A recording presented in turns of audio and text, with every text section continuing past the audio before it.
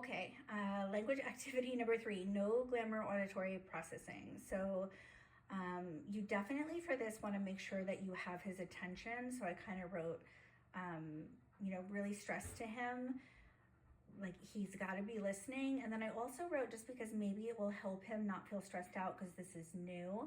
And I think focusing and listening and processing this language might be tricky for him.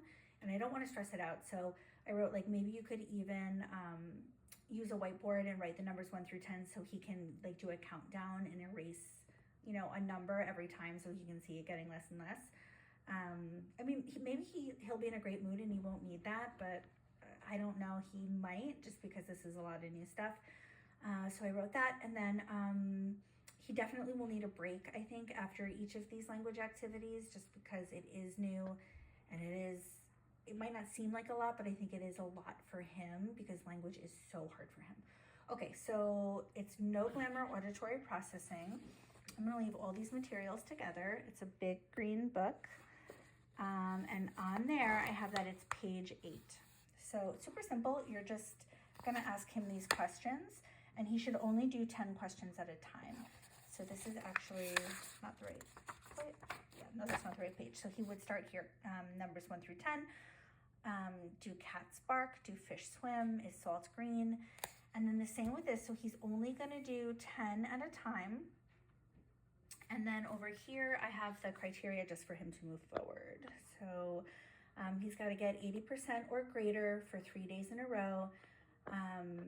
For the maybe 2 days in a row. I don't know, 3 days kind of seems like a lot. So I might change that to 2 days in a row. And then if you can, so this is set 1 through 10. I might even change this to page. So it'll be page 7, 1 through 10, because on page 7, then after he masters 1 through 10, then it'll be 11 through 21, and then just the last few, and then the next, it'll be page 8, and he'll keep going. So I do kind of want him to work through this book. It starts out with just yes, no, but it gets into a lot of really good stuff. There's true, false.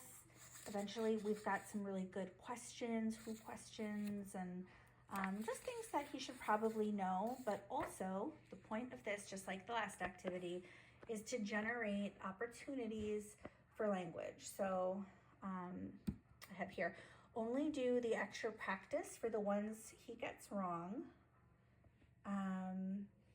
And really what you do is going to be based on what he gets wrong, but it should be super simple. So like if he gets is salt green wrong, just go show him the salt in the kitchen and maybe talk about it for a second, and then that's done. If he gets are feathers light wrong, show him, make sure you're always giving a visual. So show him, well, Max, this is what a feather looks like. We find feathers on birds. And then maybe have him pick up a few things in the house that are really light and some things that are heavy, and just kind of reinforce that. Feathers are super light. I don't happen to have any here, but you can still kind of make that connection. So that's it for this. It's just really important. I don't want him to just memorize yes and no. I want, again, that opportunity for him to hear you using the language and explaining it and giving him that experience of it. All right, that's it for no glamour auditory processing.